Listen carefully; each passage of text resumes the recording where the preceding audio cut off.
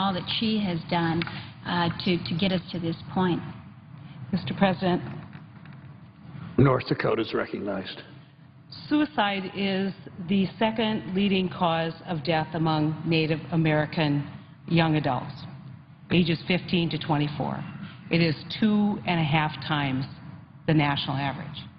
And the despair my great friend from the state of Alaska has just outlined for you, it seems that that's the only way out, that no one is looking, that they're invisible, that their problems are inconsequential and no one cares.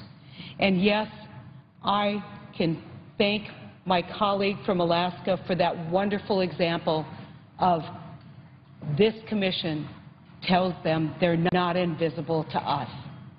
They're not invisible to the United States Congress. They are not invisible to the administration, that people are there and they care. And maybe it offers that hope. And maybe it offers that opportunity to tell more of these stories and to shine a greater light of awareness onto this problem. It is a national disgrace. And if we continue to do what we have always done in housing and in education and in health care and in public safety, if we continue to do what we have always done, we will lose yet another generation to despair. It is time for the United States Congress to step up, honor their treaty obligations, and recognize that if we cannot protect the smallest among us, the most vulnerable, the most remote among us, then we aren't worthy of this body. We aren't worthy of this government. And so I invite all of our colleagues to join with us and send the message loud and clear to Native children in our country that they matter. They matter at their homes and in their communities. They matter in their state. They matter in their clubs, in their schools. But they also matter in the halls of the United States Senate. And so I thank you, and I yield my time. President. The senior senator from Alaska is recognized. If I may just close out my comments here. Senator Heitkamp has honored an individual, Alice Spotted Bear, with naming this commission on Native American children after Alice Spotted Bear, and she has invited me to also include a leader on so many education and children's issues. And if I could just take a moment to speak to the contributions of a great Alaskan, Dr. Walter Soboleff, who Senator Heitkamp has honored Alaskans by including Dr. Soboleff with the naming of this Children's Commission. Dr. Soboleff, I was very honored to know. He passed away in 2011 at the age of 102 years old. In our state, he was an elder statesman, he was a spiritual leader, he was an Alaska Native advocate that championed Native rights and cultural education. He was the first Alaska Native to serve on our State Board of Education. He served as chairman. He established the Alaska Native Studies Department at the University of Alaska Fairbanks to ensure that our Native students could be taught their history, their culture, their language within that university system. And clearly, when you're 102 years old, you live through a transition of time. But he lived through a transition for our Native people in our state, and he advocated to ensure that our state's education system recognized that Native students must know their culture. In order to know who they are, they need to know where they have come from. They need to know their culture. They need to know how to hunt, how to fish, and that their culture is the foundation of a strong identity, ensuring student success and pride in oneself. And when I thought about how we might be able to recognize one of Alaska's own who really has demonstrated that to our young people, if you know yourself, if you know your culture, if you are proud of that, even under some daunting challenges, you can move forward, you can persevere. So I thank my colleague, for giving me this opportunity to show him recognition as we also honor Alice Spotted Bear. And with that, Mr. President, I thank you. President. Senator from Montana. Mr. President, the famed author George Bernard Shaw once wrote, and I'm quoting him, "The reasonable man adapts himself to the world. The unreasonable one persists in trying to adapt the world to himself." A few weeks ago, lost among the headlines about shutdowns and showdowns was another very important news story. This story didn't receive big headlines, didn't make evening news, and wasn't trending on Twitter. Yet, the story on October 8th edition of the New York Times has serious implications for the future of our economy and our ability to adapt to the modern world. The eye-opening article discussed the merger of a California-based chip maker called Applied Materials. Applied Materials merged with a Japanese company called Tokyo Electron. Applied Materials is one of the biggest companies in Silicon Valley, an industry leader with a global presence. They have more than 13,000 employees across 18 countries. Their headquarters, where they got their start 46 years ago, is in Santa Clara, California. In addition to the 8,000 workers in the Bay Area in California, Applied Materials has employees in research and development and manufacturing facilities in Texas, in Utah, in Massachusetts, and in my home state of Montana. But now, with the merger with Tokyo Electron, this all-American company, what's it doing? It's shifting its incorporation, not to Japan, but to the Netherlands. That's right. This new American-Japanese company will be incorporated in Holland. Why are they moving to the Netherlands? What's going on? Well, let me read you part of that New York Times article on the merger. Reporter David Gillis writes, quote, "Executives at Applied Materials highlighted a number of advantages in announcing a merger recently with a smaller Japanese rival.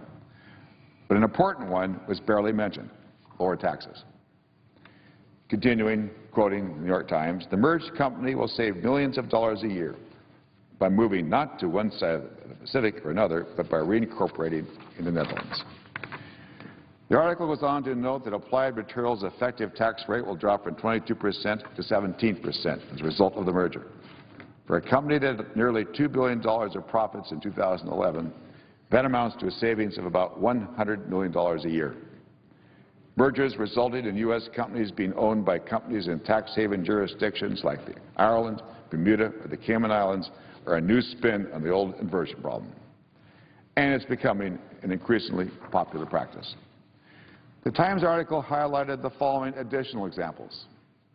Last year, Eaton Corporation, a power management company from Ohio, acquired Cooper Industries based in Ireland for $13 billion. And then, what did it do? It reincorporated in Ireland. The company expects to save $160 million a year as a result of the move. In July, Omicron, the large New York advertising group, agreed to merge with Publicis, its French rival, in a $35 billion deal. The new company will be based in the Netherlands, resulting in savings of about $80 million a year. Also in July, Perrigo, a pharmaceutical company from Michigan, said it required Elan, an Irish drug company, for $6.7 billion. Perrigo will also reincorporate in Ireland, lowering its effective tax rate from 30% to 17% and saving the company an estimated $150 million a year, much of it in taxes. Earlier in the year, activists based in New Jersey bought Warner Chilcott, a drug maker with headquarters in Dublin, and said it would reincorporate in Ireland, leading to an estimated $150 million in savings over 2 years. It would be easy for us to attack these companies for calling them immoral or unpatriotic. But it's much more constructive to step back and ask, what's motivating these countries? Why are they moving their headquarters abroad? How can we keep them in the United States? How can we adapt to the world and fix the problem? It's really a simple issue. Globalization has made America's tax code out of date. The U.S. is stuck with a 35% corporate rate, one of the highest in the world, in a maze of incentives that only an army of tax lawyers can navigate.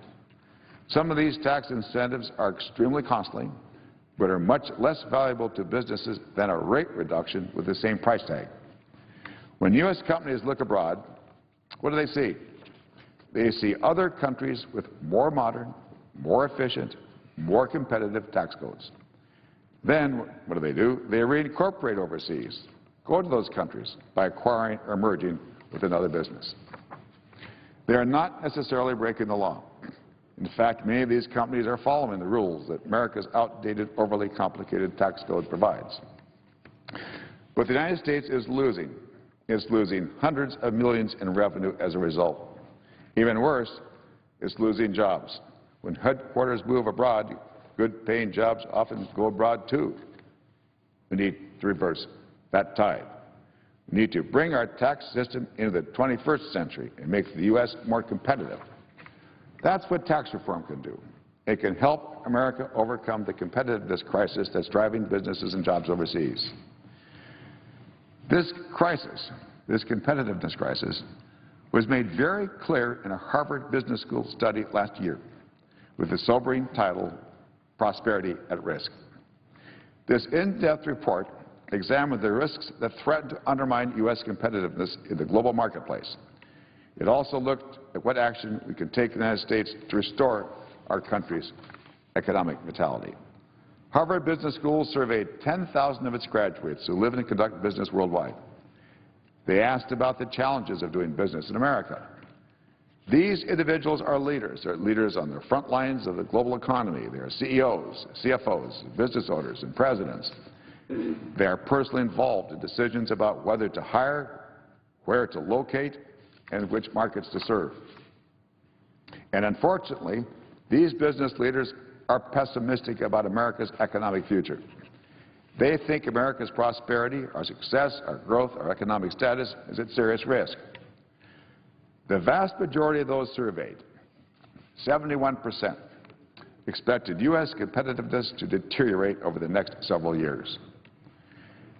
The survey found that the U.S. fared poorly when competing to attract business and pointed to increased competition from emerging markets.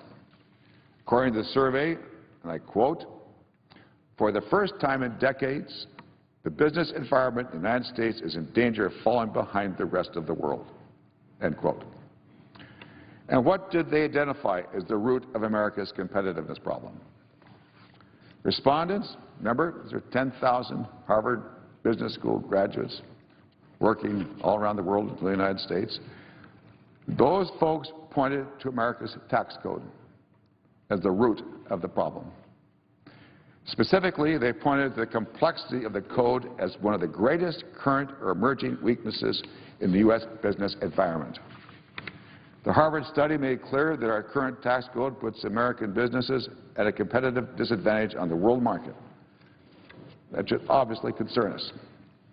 So where do we go from here? I believe we have to reform our tax code. We have to adapt.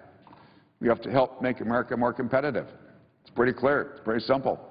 We have to give companies like Applied Materials a reason to keep their headquarters here in the United States. We've been through a difficult and counterproductive period here on Capitol Hill. The recent shutdown and the threat of default undermined confidence in the U.S. and did $24 billion in unnecessary damage to our economy. According to a report from the White House Council of Economic Advisors, the shutdown cost 120,000 jobs in October alone. I just spent last week home in my state, as others here in their states. I was meeting with my bosses, the folks and citizens of Montana, and are not too happy with the antics going on here in Washington, D.C. Rightly so. Fortunately, that battle is behind us, and the government is back to work. It's time for us to come together to tackle the challenges facing our country. Right now, there are more than 11 million unemployed Americans looking for work. Our economy is expected to continue growing at a sluggish rate for the next year, less than 3%. So we have to ask, how do we create jobs? How can we spark faster growth in our economy? How can we boost our competitiveness and keep American companies here at home in America? Tax reform must be part of the solution. It's not the whole solution, but it's part of the solution. That was the clear message I heard traveling around the country this summer with my friend Dave Camp. Dave is the chairman of the House Ways and Means Committee. Dave and I met with families and businesses, large and small, to hear about their experiences in dealing with the tax code. We visited a family-owned bakery in Minneapolis, a small appliance store in New Jersey, a tech startup in Silicon Valley, and a farm in Tennessee. We visited some large companies as well, companies like 3M, Intel, and FedEx that employ thousands of people here and around the world. At every stop, Dave and I heard the same message. U.S. companies and workers, companies large and small, workers employed at large and small companies, want a more simple, more fair tax code that closes loopholes and helps them compete and strengthens our economy. This issue is not going away. It's too important. With so many people out of work, with economic growth still too slow, with the competitiveness gap costing us jobs and revenue, it's time for us to act. It's time for us to reform our tax code. The chairman of the House and Senate Budget Committees brought their conferees together for the first time today. They have come together to try and find common ground on a budget and a plan to rebuild confidence in our economy. Patty Murray and Paul Ryan are incredibly smart. They're incredibly hard-working people. They care. And I'm confident they can craft a compromise to help get America back on track. I look forward to working with Chairman Murray and Chairman Ryan on the tax and entitlement components of the discussions. But at the same time, I will continue to work on a parallel track with the Finance Committee advancing tax reform. We're working hard, in Bernard Shaw's words, to adapt to the world and build a tax code that works. And Dave Camp is doing the same thing in the House. We're going down separate paths, but coming together with a common goal, reducing the deficit, creating jobs, promoting economic growth. We're coming together to put America back on track. Thank you, Mr. President. You have the floor and suggest out of support. Clerk will call the roll. Mr. Alexander.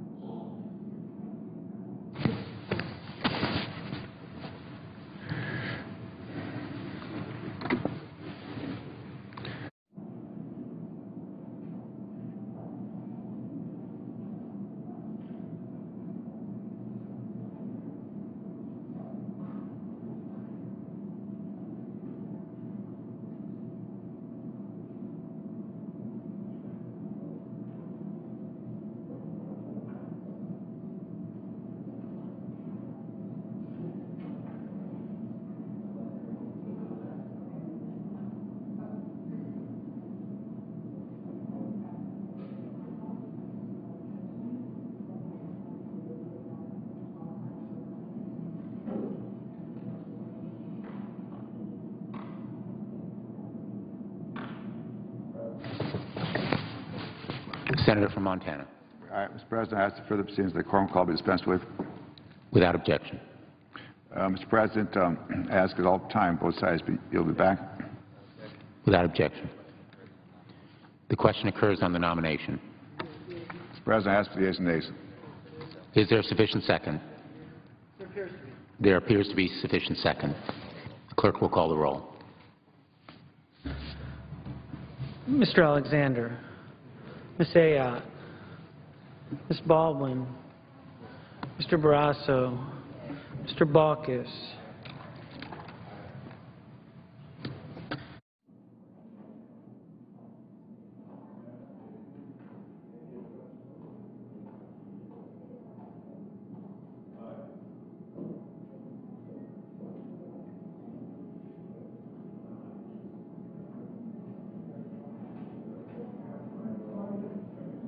Mr. Bennett.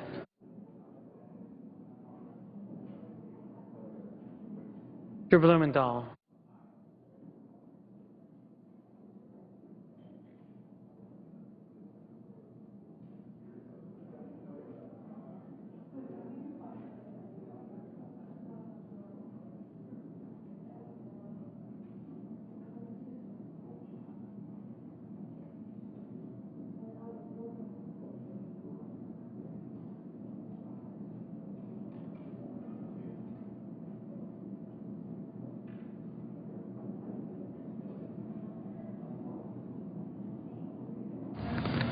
Mr. Blunt.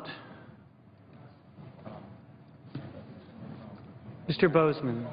Yes, absolutely. Thank you for... Mrs. Boxer. Mr. Brown. Mr. Burr. Ms. Cantwell.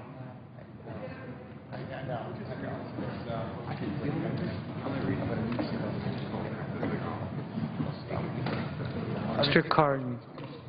Exactly. It's less organized. Mr. Carper. Mr. Casey.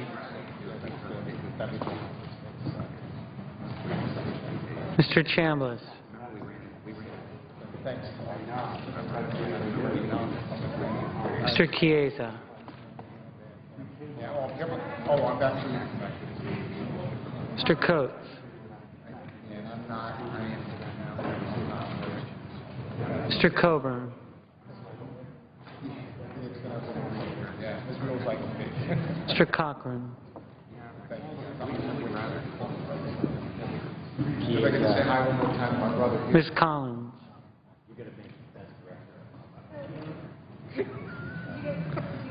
Mr. Coons.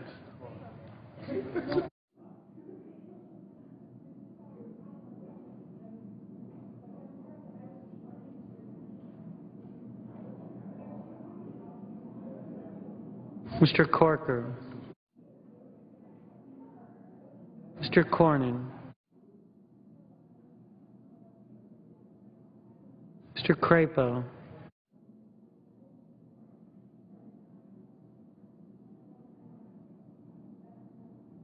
Mr. Cruz.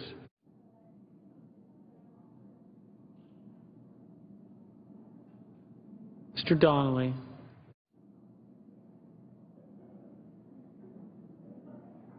Mr. Durbin.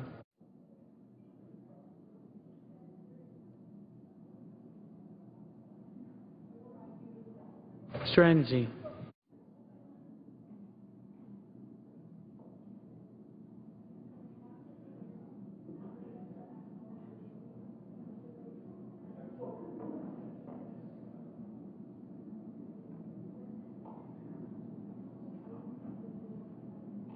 Mrs. Feinstein.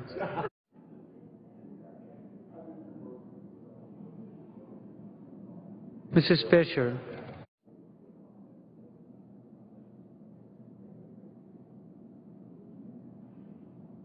Mr. Flake.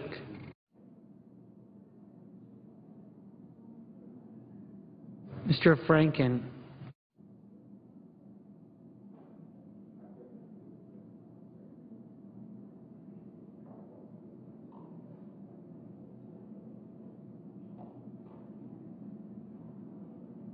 Mrs. Gillibrand.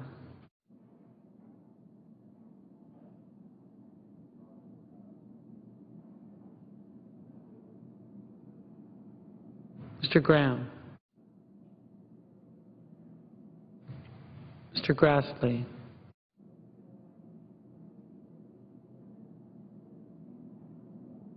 Mrs. Hagan.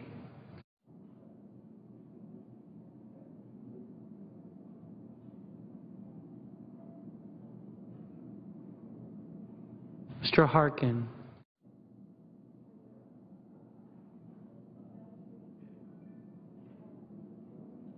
Mr. Hatch.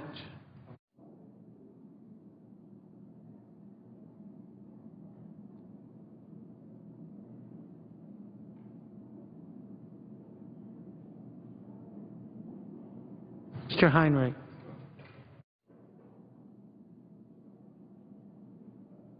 Ms. Heitkamp.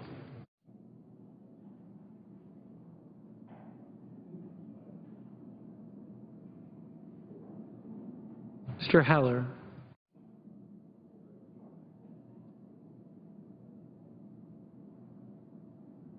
Ms. Hirono.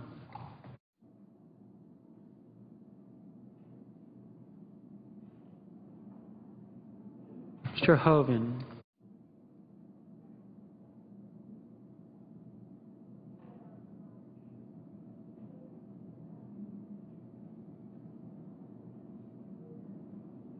Mr. Inhofe.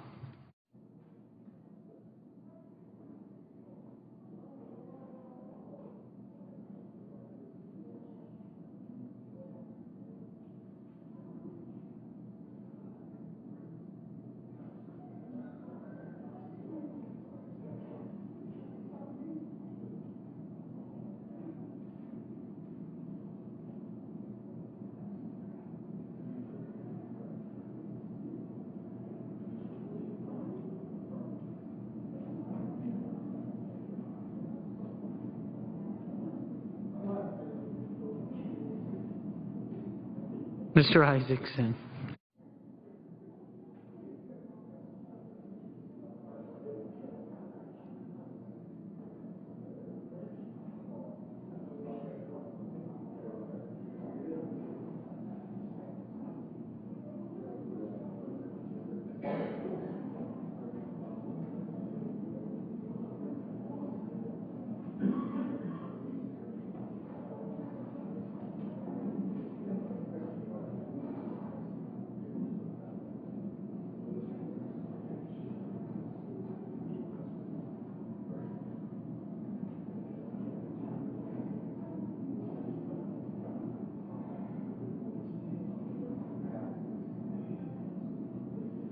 Mr. Johans. Mr. Johnson of Wisconsin.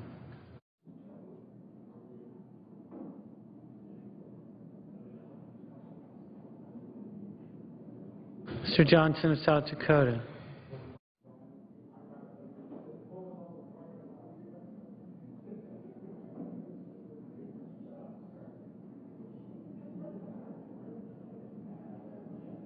Mr. Kane.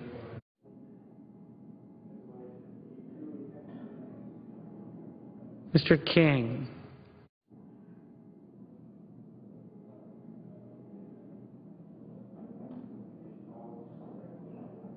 Mr. Kirk.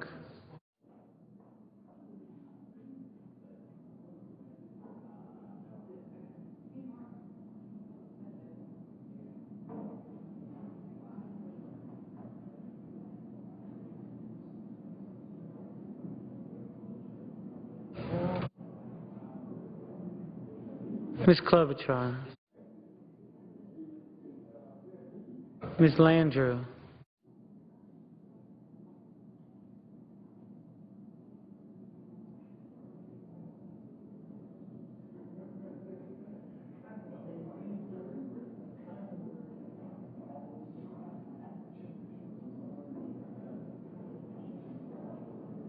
Mr. Leahy. Mr. Lee. Mr. Levin. Mr. Manchin.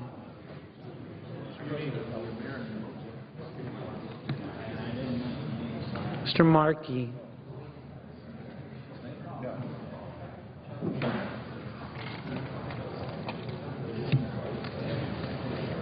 Mr. McCain. Mrs. McCaskill.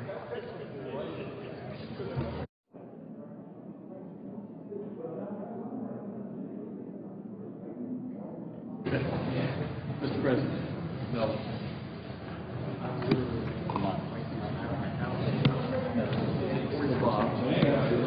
Just so I do the right thing,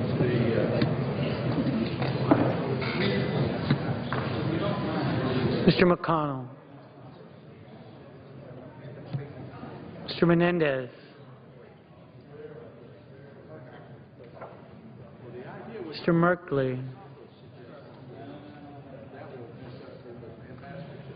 Ms. Mikulski. Mr. Moran.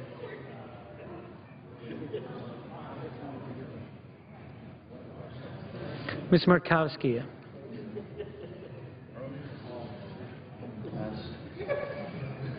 Mr. Murphy.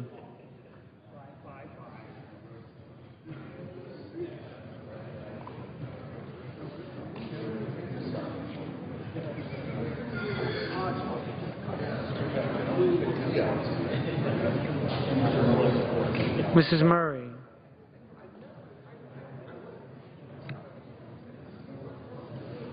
Mr. Nelson.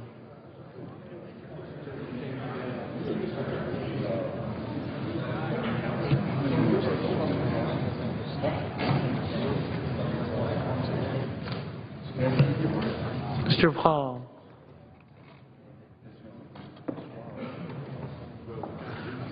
Mr. Portman.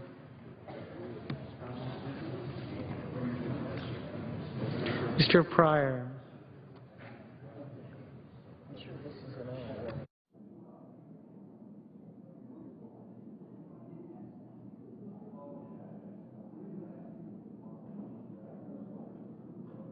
Mr. Reed of Rhode Island.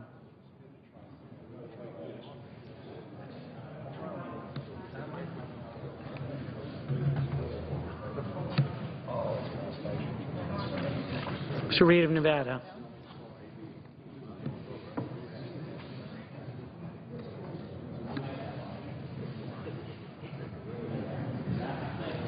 Mr. Risch.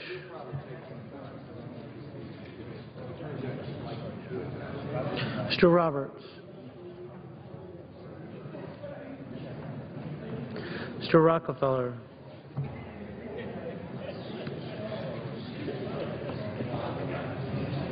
Mr. Rubio.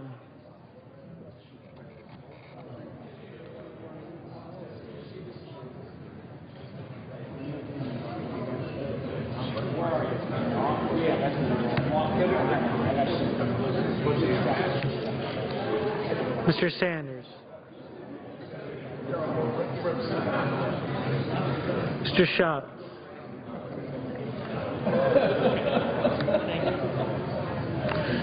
Mr. Schumer.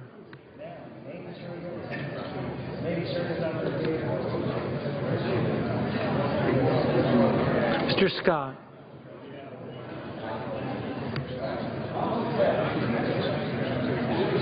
Mr. Sessions.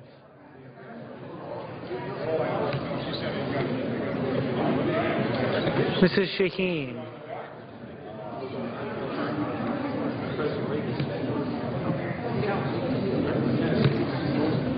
Mr. Shelby.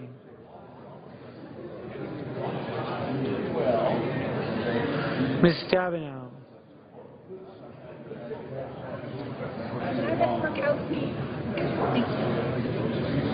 Mr. Tester.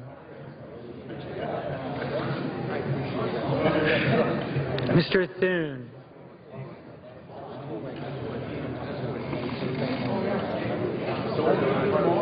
Mr. Toomey.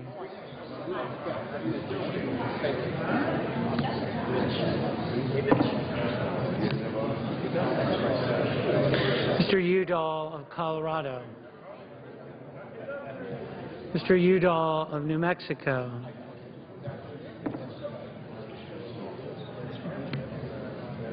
Mr. Vitter. Mr. Warner.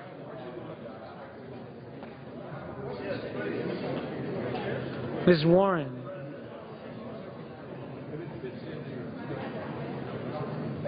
Mr. Whitehouse.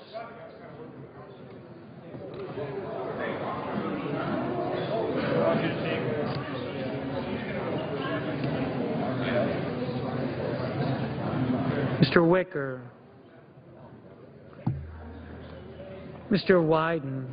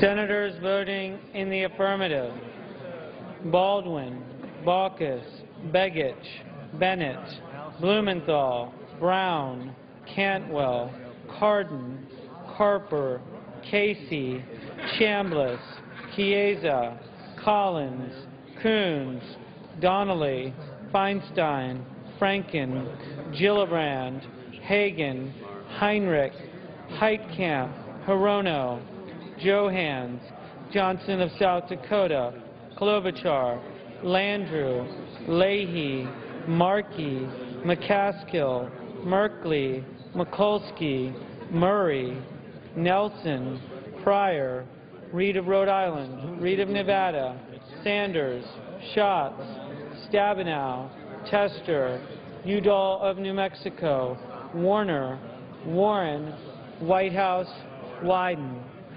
Mr. Harkin, aye. Mr. King, aye. Mrs. Shaheen, aye. Senators voting in the negative: Alexander, Ayotte, Barrasso, Bozeman, Burr, Coburn, Cochran, Corker, Cornyn, Crapo, Cruz, Enzi, Graham, Heller, Hoeven, Johnson of Wisconsin, Kirk, Lee, McConnell, Risch, Roberts, Rubio, Scott, Shelby, Vitter, Wicker. Mr. Paul, no.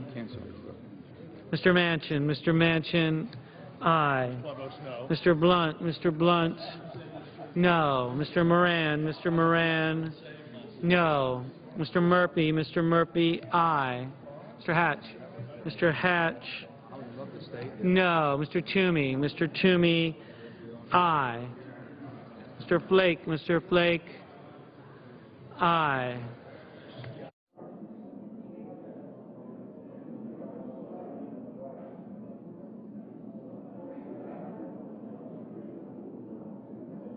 Mr. Grassley, no.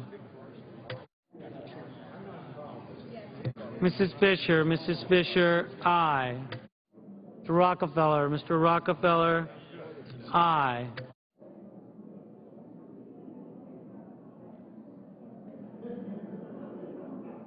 Mr. McCain, aye.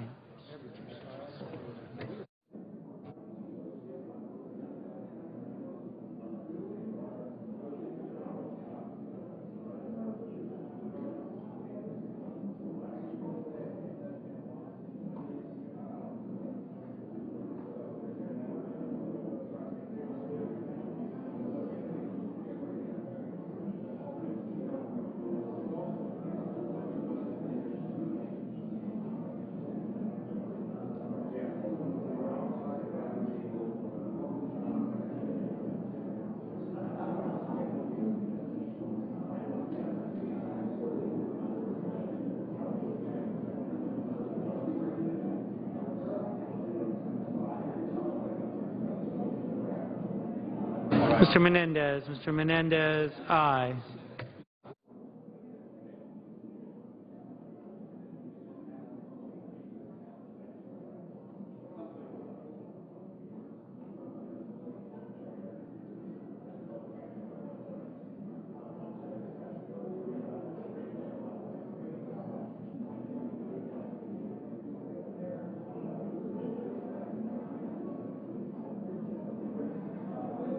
Mr. Durbin, aye.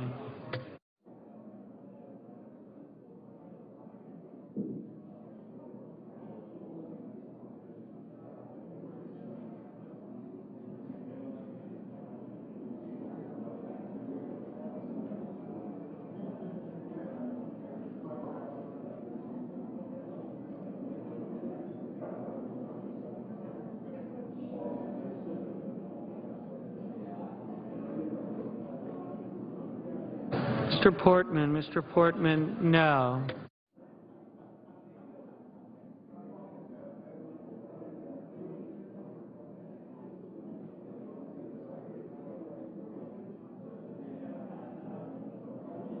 Mr. Levin. Mr. Levin, aye. Mr. Thune. Mr. Thune, no. Mrs. Boxer. Mrs. Boxer, aye. Mr. Schumer. Mr. Schumer, aye.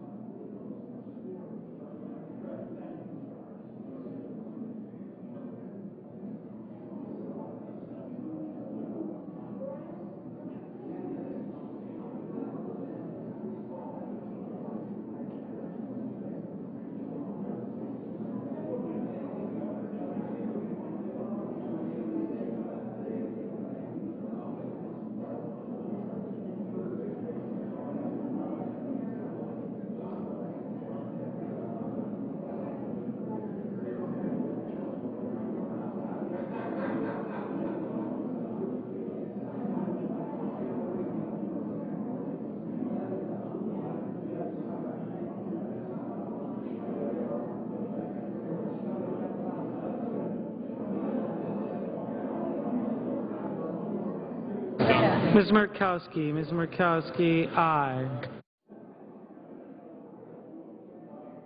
Mr. Coates. Mr. Coates, no.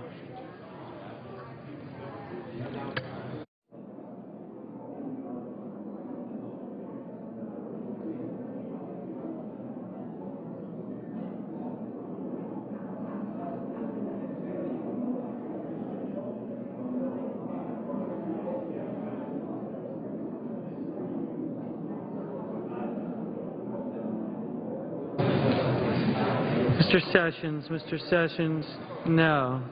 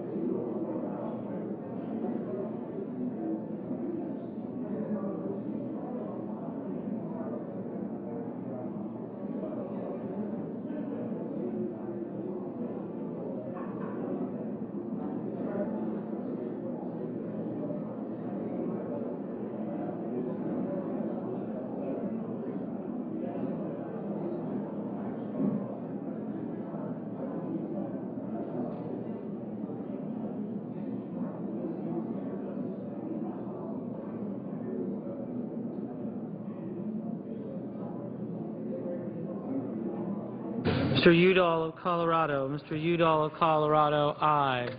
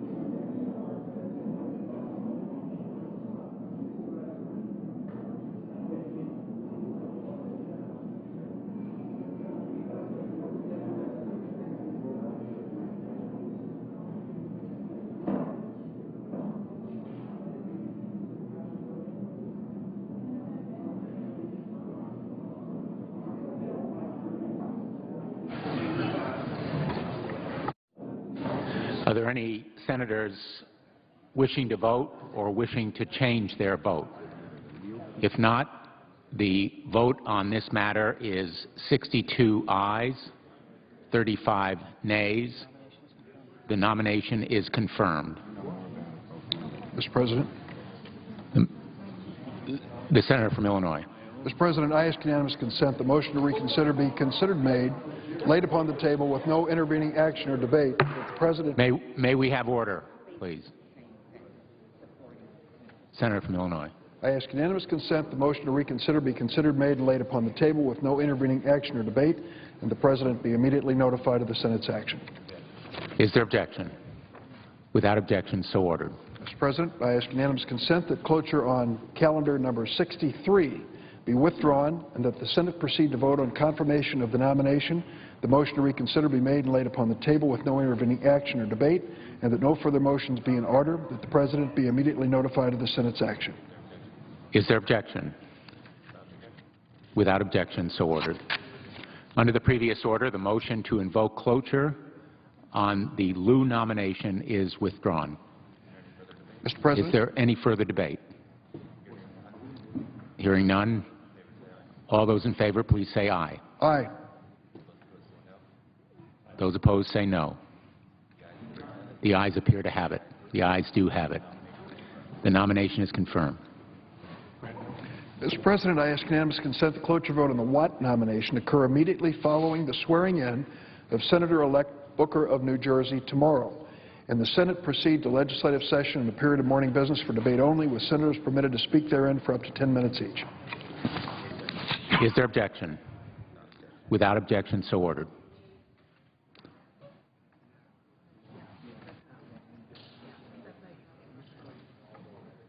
Mr. President. The Republican leader.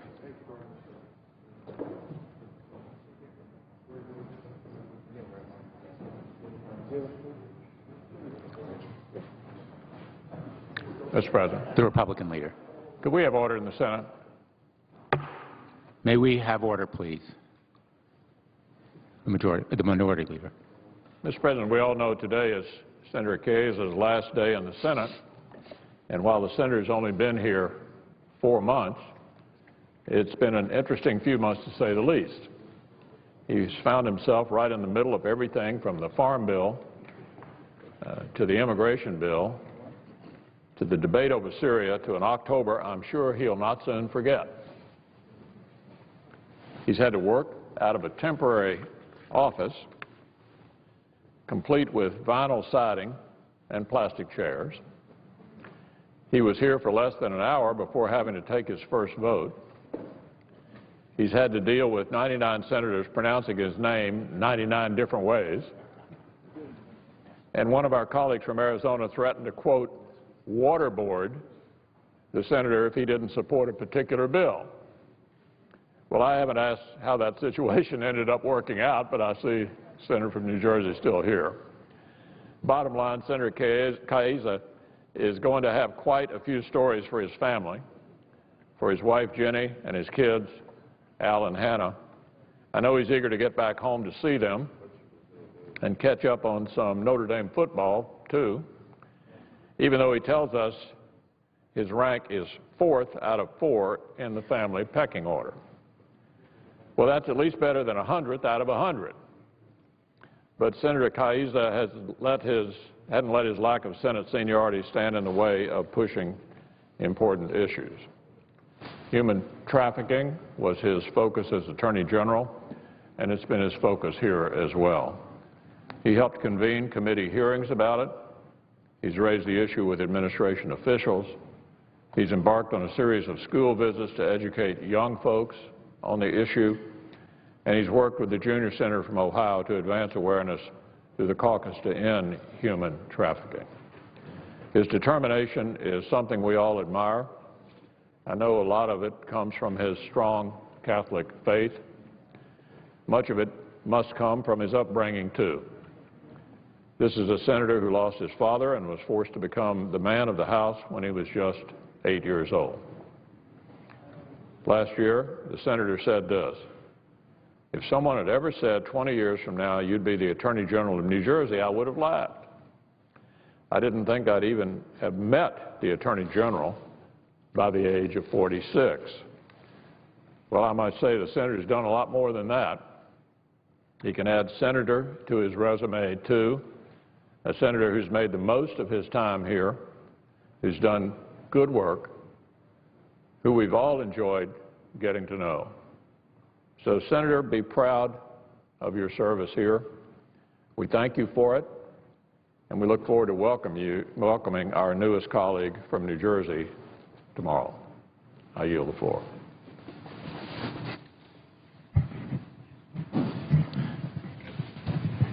Mr. President, Senator from Illinois. let me, before I make these remarks, join in thanking our Senate colleague from New Jersey. Though his tenure here was brief, he was here during a very exciting and interesting time in American political history. We thank him for his service on behalf of New Jersey and wish him the very best in his future endeavors. Mr. President, the President of the United States has nominated 3 extraordinarily well-qualified Americans: appellate lawyer Patricia Millett, Georgetown law professor Nina Pollard, and D.C. District Judge Robert Wilkins to serve on the D.C. Circuit Court, the second most important court in the nation. The D.C. Circuit currently has 8 active judges out of 11 authorized judgeships. These nominees deserve an up or down vote on the Senate floor. Patricia Millett is the first nominee up for consideration. Ms. Millett, currently in private practice, is recognized as one of the leading appellate lawyers in America. She has argued 32 cases before the Supreme Court, dozens before the appellate courts. She served in the Solicitor General's office under both Democratic and Republican presidents.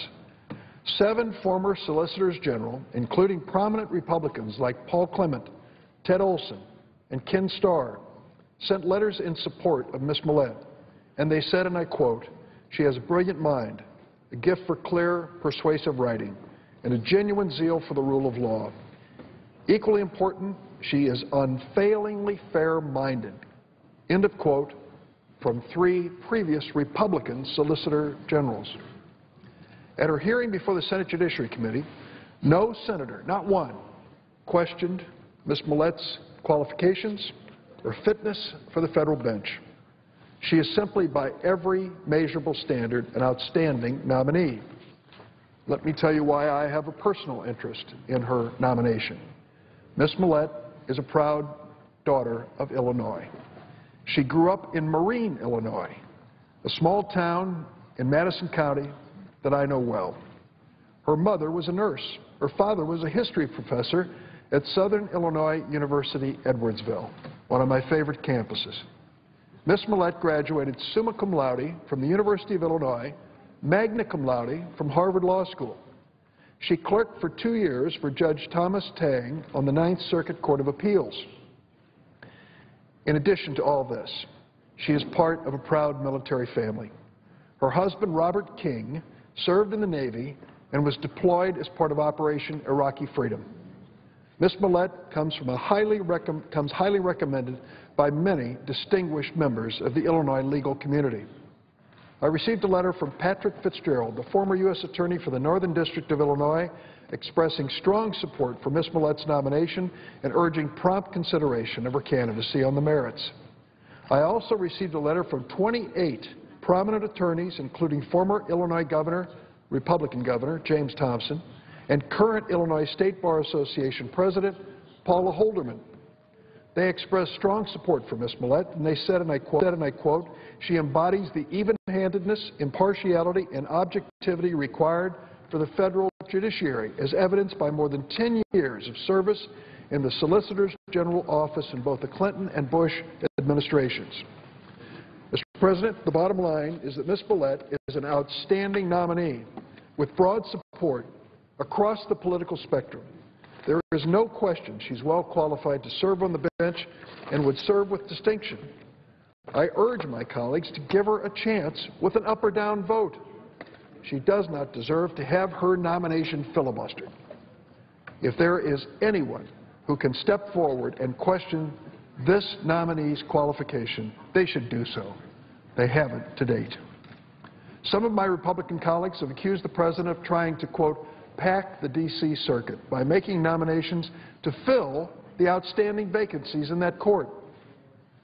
This argument is simply not credible. Filling vacancies for existing judgeships is not court packing. These judgeships are authorized by law, and it's incumbent upon the President to nominate qualified candidates to fill them. Others across the aisle have argued the D.C. Circuit doesn't have a high enough caseload. There just aren't enough cases there to justify a full complement of 11 judges. I would note these same Republican senators did not make that argument in 2005 when the Senate confirmed Janice Rogers Brown and Thomas Griffith to the 10th and 11th judgeships on the D.C. Circuit. Mr. President, I ask order in the Senate, please. Chamber will be in order. Back in 2005, when the Senate confirmed the 10th and 11th judgeships in the D.C. Circuit,